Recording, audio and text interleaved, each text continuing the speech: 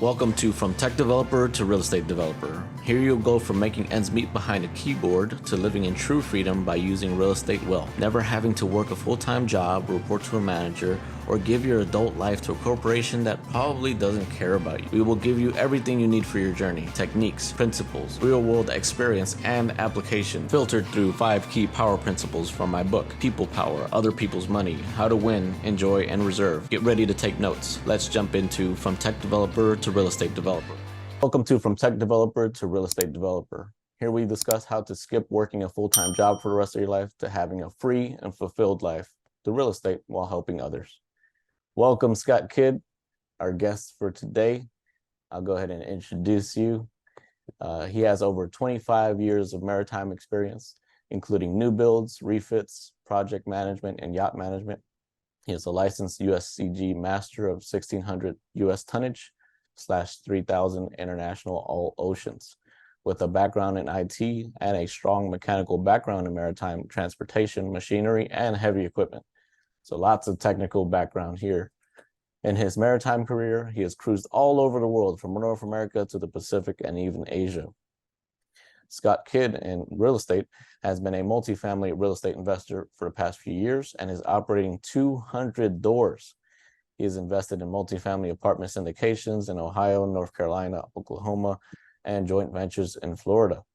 He also runs a monthly meetup group, Yachty Real Estate Investors, in Florida, Fort Lauderdale, West Palm Beach, and Stewart, in collaboration with SoFlo Real Estate Network and Real Estate Queens.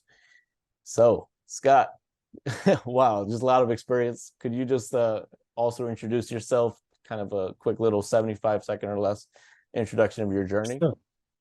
Sure. First of all, thank you for having me. Thank you to everyone that's listening, and I'm glad to be here. It's always great to talk to more people and just expand with all the people that I'm meeting. I've been doing real estate for the last 4 or 5 years, been a yacht captain for 25 years, roughly. And I love both. I'm pretty passionate about multifamily real estate and yachts in general. So I'm going to do both until they tell me that I cannot do. Awesome. I'm just curious, is there any cool experiences along the maritime cruising journey?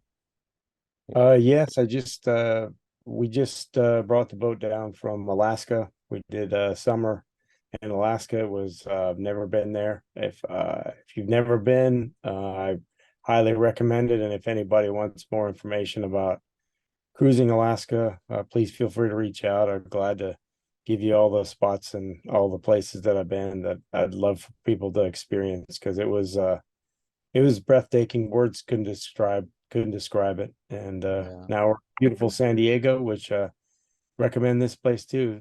Weather is perfect. People are nice. It's a beautiful place. Yeah, I hear great things about San Diego too. And Yes. yeah, that's why we're building wealth, right? Is to just have freedom to do whatever, go wherever we want, whenever. And you said you Yes. just work part-time now, right? Yeah, I'm 6 weeks on, 6 weeks off, but it's a full-time, it's a full-time job. Okay. I'm 6 weeks straight. So it kind of evens out if you think about the amount of days that you actually work on a regular job. Okay. Yeah, so Okay, I'm gotcha. basically on while I'm on, it's 180 days out of the year, but I'm on, 24/7. I'm basically responsible for whatever happens. Oh, okay. So, and there's the reason why I got into the multifamily real estate, because it's very similar to what we do on the boats, because it's a team. Without the team, the boat doesn't go anywhere. Same thing with multifamily, is if we don't have a good team, the property doesn't go anywhere. Yeah, that's true. You got to have the right team. How did you get your team together in the real estate side? Well, generally, for about a year, I focused the last year. I've been focusing mostly on being co-GP on other people's deals. I get invited in. Mostly, I focus on the capital raise and asset management, and just whatever I can do else to to add value to the team. If we need insurance, anything I can do on the back end, because I can do those things from anywhere. I can't promise when I'm on the boat working that I can fly out to the property and, do the assessments, I can do the underwriting, help with the underwriting and stuff like that as well, but I can't walk the property or go visit and, visit with the property management and stuff like that, which those things are very important, if not probably one of the most important things is Yeah. property management, but I've focused on my strengths, which is the people aspect, helping building the teams, helping raise capital, and just overall networking with people that want to be involved in these great types of investments. Yeah. And for those that may not know, co-GP means general partner. You're like kind of like Yes. partners together. And Yes. do you have any advice on that in terms of strengths and weaknesses, identifying those when you are working with somebody else? Yes, just from what I've learned from experience that um try to gravitate towards people that you get along with. And also, I highly recommend doing a disc profile test, personality Mhm. test, to where Mhm. just to see if you're compatible. There might be things that it might uncover that maybe you're not compatible with. And if you think possibly you might not be compatible with that person, it probably more than likely you probably won't be. Yeah. If you have that feeling up front, just go with that. And it's nothing personal or anything. It's just business. You want to be, like in life, you want to be involved with people you're compatible with. Yeah. And it's great to meet a lot of people that you're not compatible with to learn from, and learn their experiences. Maybe they might have made some mistakes that you could learn from, and Yeah. that'll get further ahead. Yeah. There's uh, another assessment called the Colby A test. yeah, Yeah. yeah, KOLBE.com.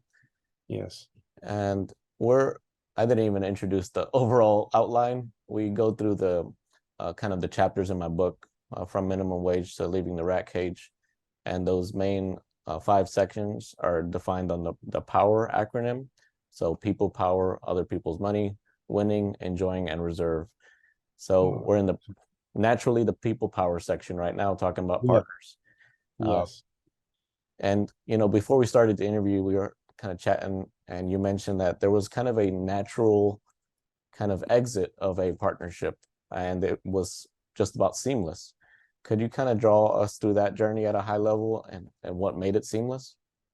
What made it seamless with that partnership was, just basically just we all kind of came to terms that the selling the property was the best thing Mhm. for us to do, Okay. uh, because we'd kind of gone through a lot of things and we were struggling with the partnership, and there was it was nothing personal between any of us. It was just business, and it ended up being great that we sold because it was very beneficial. We all 3x'd our money during Wow. that.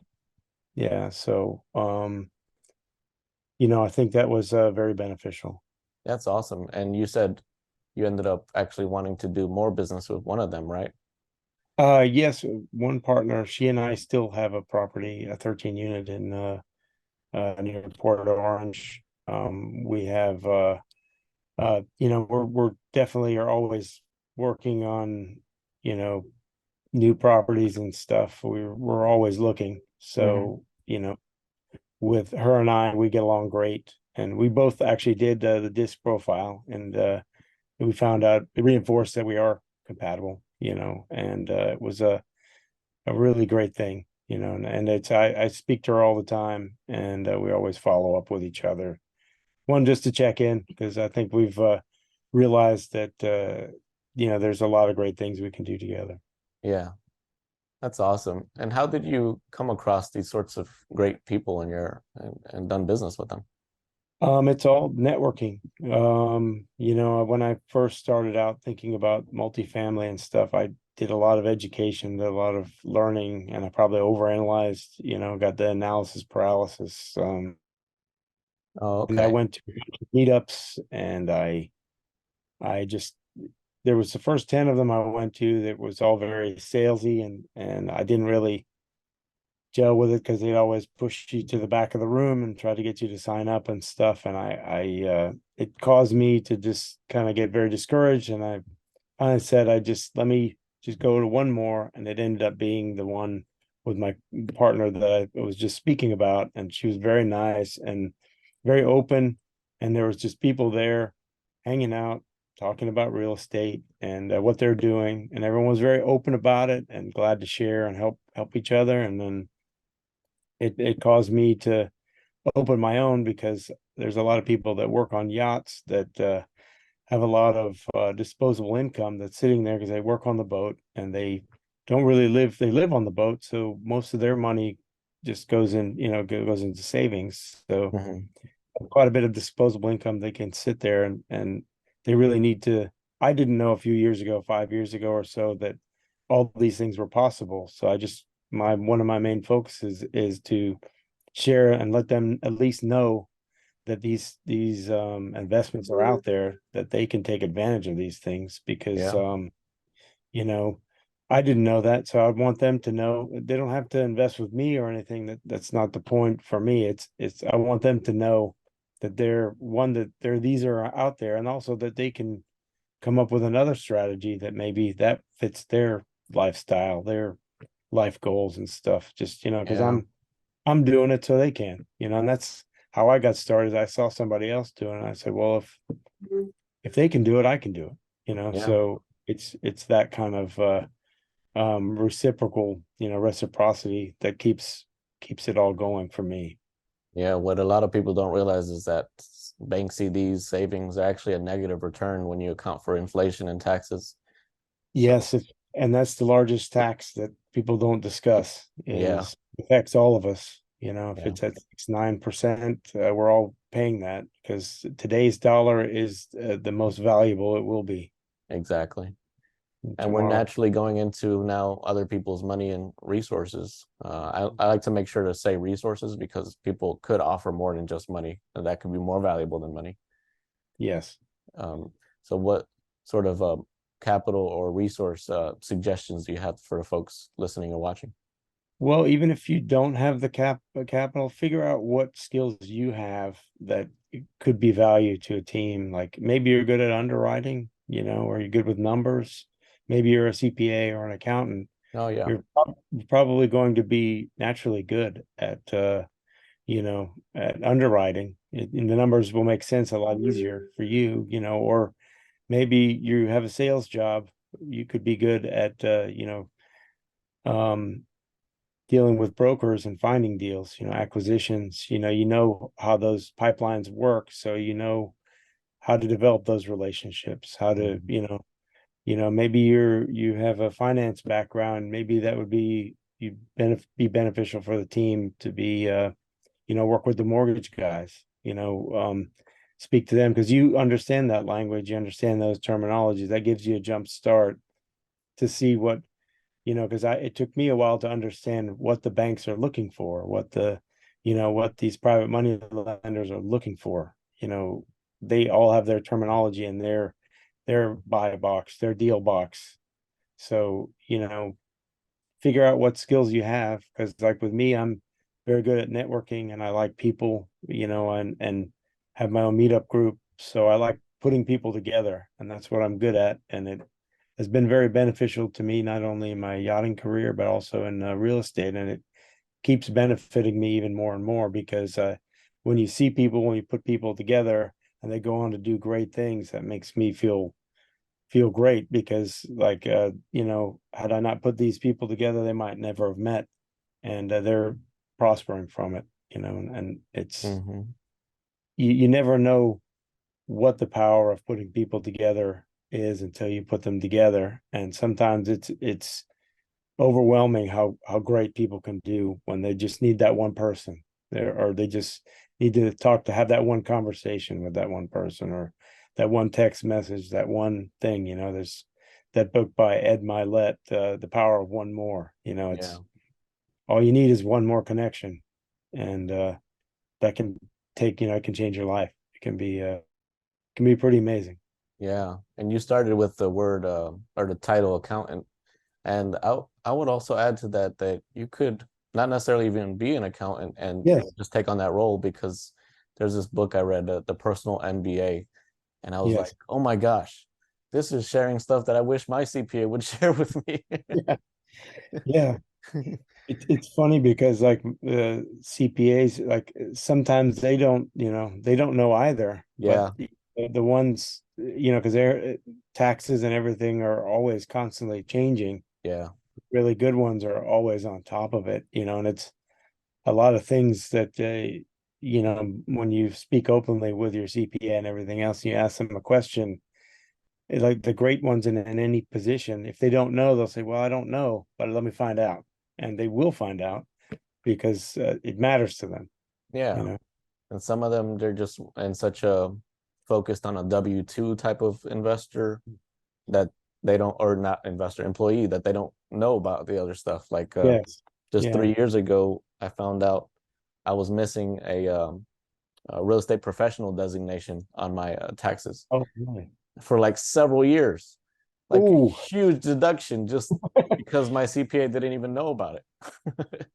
yeah. So It's yeah. reading books and stuff like that, education, like you mentioned, is Yeah. key, and you could be a part of somebody's partnership just by having those special skills. Yeah, and you don't know what you don't know, you Yeah. know. And if you're always questing, have a quest for knowledge, knowledge is power. Yeah, Hmm. applied knowledge is powerful, but self-knowledge is empowering. So, I always tell people be empowered, work on yourself, work on knowing yourself. Because if you know yourself and know what you're capable of, or know what you can be capable of, that's the most Hmm. important part. Yeah, and knowing what your superpower is too, the one above Yes. all others, is Yeah. pretty awesome to Yeah. know. So when it comes to winning, other wanting other people to win, I also try to study where we got the most pain from. Like where did we get, kicked in the face, as they say? Because Yeah. I would actually trust somebody that got kicked in the face and lost something, because they Yeah. know what to get ahead of in the future. Yeah. So what is some sort of roundabout way you won in your career in investing? Well, I would say that going through just looking at deal after deal and trying to meet with more and more people. And, I earlier this year I got involved as a co-GP again, raising capital. And I we were kept going, the deal kept getting extended, and I had some investors that invested with me, and eventually the deal didn't go through, and I had to send back the money, and I was like, oh man, and it's but the people that knew me, they were like, well, don't worry, it's okay, they were more, I was more upset about it than them, because I take it very seriously when it's, with my own money. If I understand the risk, if I lose, I lose. If I win, I win. It's okay. But with other people's money, I'm very particular about, what I get involved with and who I get involved with. It's all really about the team that you're involved with, Hmm. if you're investing with, because if they're a good team, they can make a bad deal great, but if it's a bad team, they can make a great deal terrible, Yeah. so with that, um some of those people end up sticking with me because I'm now a couple deals later, and they've they're more than likely coming in on this one as well. So it's the trust just keeps getting better. Hmm.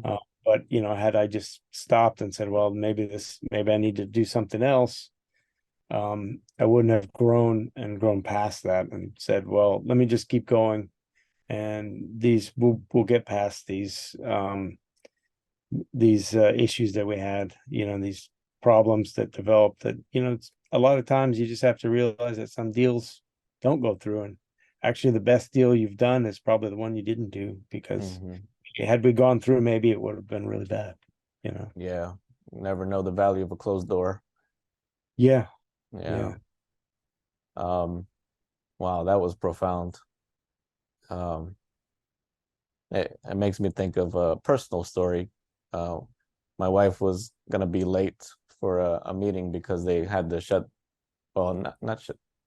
She got a message from the Holy Spirit that said, Okay. "Get off on this exit, Okay. like right now."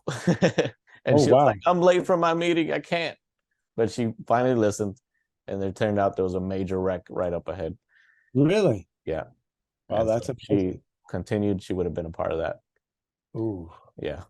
God. So, although it is painful sometimes to not have Yeah. an open door, yeah, it is valuable at other Well, times.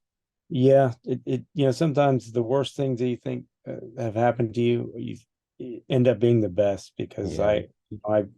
before I got onto the boats, I had my own computer business in Austin, Texas, and I was working a tech job. That year I got laid off. We ended up losing the business. Mm. Um, I was back in Jamaica, which where I'm originally from. My dad's Jamaican, my mom's American. I was back there and I was working, and then things weren't really working out. And then a friend of a friend asked me if I wanted to work on a boat in Fort Lauderdale, go to the Fort Lauderdale boat show. And I said, well, I don't know anything about working on boats. And they said, that's fine. Yeah, you do want to work? And I said, sure. So I borrowed the money from the plane for the plane ticket, borrowed the money, and I flew up to Fort Lauderdale. I didn't know anybody there. I had landed with about $20 in my pocket, but I knew that if I get back to the U.S., that anything's possible. Hey, man, glad you had the courage, man.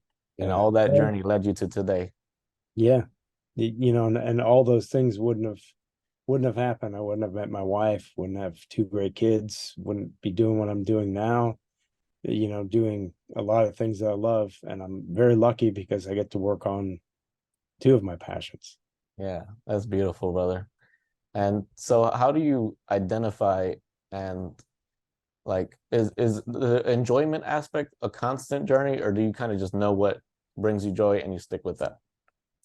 Some days are better than others, like with everything, not everything is enjoyable, but sometimes when you reflect, you go, well, that actually worked out pretty well. And I learned a lot from that, even though felt like I was getting kicked in the face, like you were saying. But you got to see what you're made of sometimes to realize where you need to grow to or who you need to be, what type of person you need to be able to do those things, to be able to overcome, to be able to, just have the wherewithal just to stick in there, and just say, well, you know, this is what I'm doing, so I better just keep doing it, or Yeah. else if I quit now, it'll never happen. So Yeah. What you mentioned like brought up a direct question. I want everybody listening, watching, who do you need to become yes, to achieve your, and yeah, I even have to remind myself of that question sometimes, because yeah, you know, I download my outfit sometimes, jeans and a tank yeah, top. And yeah, I'm like, yeah, on a weekday, am I setting myself up for jeans and tank top type yeah, conversations? You yeah. know? Most definitely. You have to. That there's that old saying, you have to dress the part. Yeah, If you want to be a multifamily investor, you have to look, act, think, be the. Even if you don't have a deal, you don't have anything. You have to be that person that has that deal, and you have to just keep thinking about it. If you want to be the captain, you have to think like a captain. You have to walk like a captain, talk like a captain, and yeah, it will happen. It's nothing happens without hard work. You know, yeah, um, anyone that tells you otherwise is just trying to sell you something, probably. yeah. Okay, this is awesome, man. We've got great Yeah. gems. We're pretty much at the last point here, and then we could get into some final questions. So the reserve section. So there's a major difference between investment income and more hourly based or salary based income. What sort of tips do you have for people to prepare for that sort of transition? I would say for me, like if you are interested in syndications or multifamily investing, maybe take a look at some limited partnerships, which as they say is an LP. Invest in some of those and align yourself with a great teams that will allow you to sit in on some of the meetings to where you can learn, and that'll help you. It helped me immensely because I was lucky enough to be invested with people that were going to teach me, mentor me, and stuff like that. Mhm. And to be able to go from the being paid for your time to being paid from your investments, again, it goes back to you have to be that person that is capable of understanding those things, so keep learning, keep surrounding yourself with people that are doing those things. And once you're surrounded by those people, you'll naturally progress towards that. Because if I've never seen anyone that was successful around a bunch of people that were not successful. Yes, indeed. What sort of LP would you not want to be a part of, or limited partnership or opportunity? What would be a red flag for you?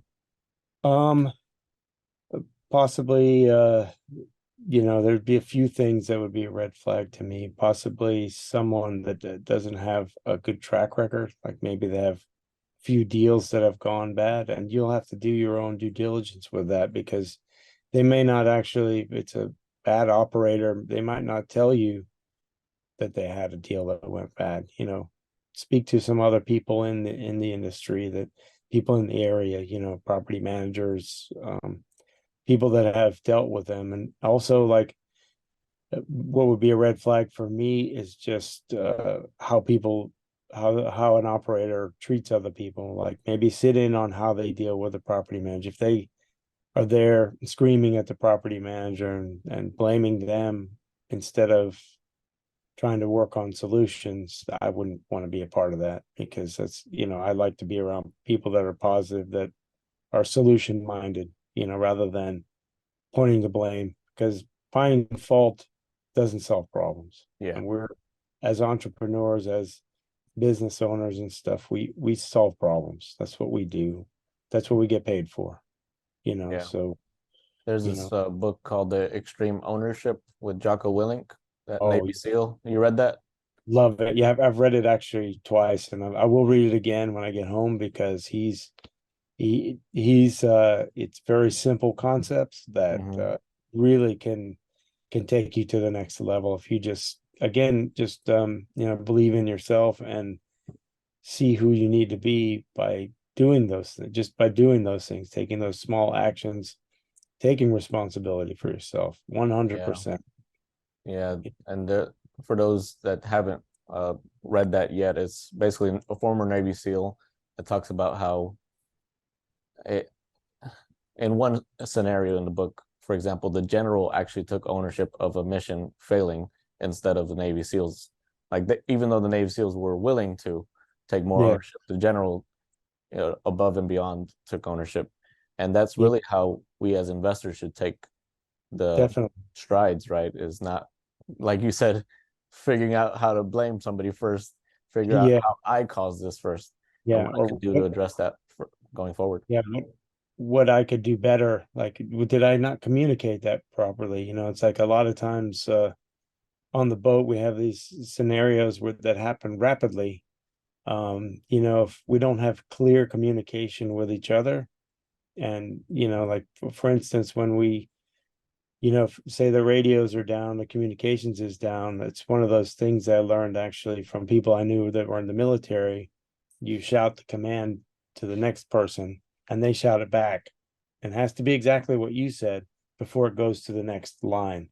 So if you're not clear and everyone doesn't have the clear directive, you cannot get the job done efficiently. Indeed. Um, and I wanted to mention too, essentially an LP is just a passive investor in a fund or a syndication. So if you, I also was a LP before in a 63 unit here in Decatur, Georgia, and it was a Nice. great experience too. So we're not advising you on something we haven't done before Yeah. ourselves. So Yes. it's a great way to see how you eventually should operate as a general partner, leading the investment, leading these people's funds into fruition and getting them good returns.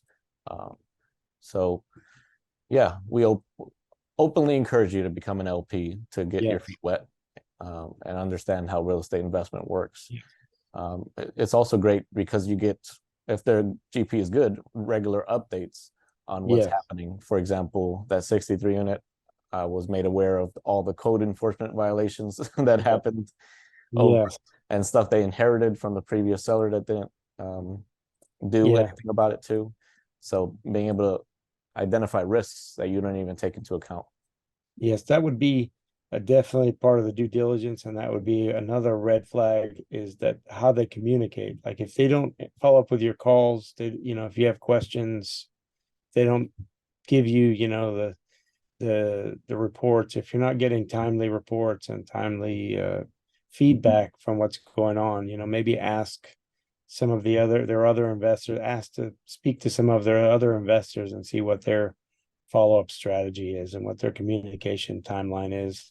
If there's not regular, if it's irregular communication, it's probably going to be a red flag for you because it's your, at the end of the day, you're the investor, you're the client, they should be, following up with you regularly and letting you know what's going on, good, bad, or indifferent. For me, I like to hear what the problems are because then I can see that, hey, no matter what happens, this person is going to go to the mat. They're going to find the solution, and they're going to let me know, hey, wow, the roof got torn off in a hurricane, or we had a bunch of leaks, so we got a roofer on it. We're dealing with the insurance company. Our timeline is a month. We should have this dealt with. It's a little bit of a setback, but I feel better knowing that, hey, they jumped on it, they got it fixed. It's a little bit of a financial setback, but long term, that person is going to do whatever it takes to secure your investment, your funds. Yeah. What's your process like? Let's say you're wanting to become an LP as a beginner or something. What's your process for reviewing the paperwork?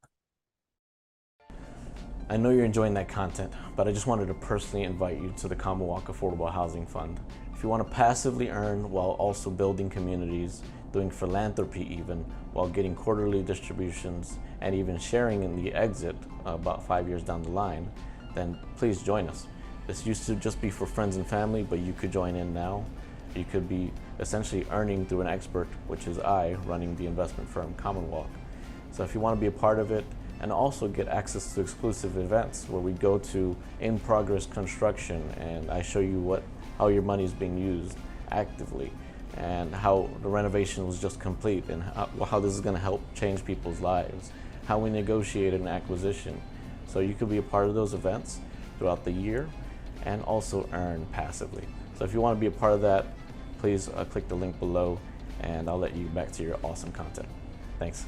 My process for reviewing the paperwork is usually I look at I ask to see some of the underwriting and not just the pro forma. And usually they're okay with seeing some of it. Myself as an investor as well, they're usually okay with that, seeing some of the stuff so I can do my own assessment.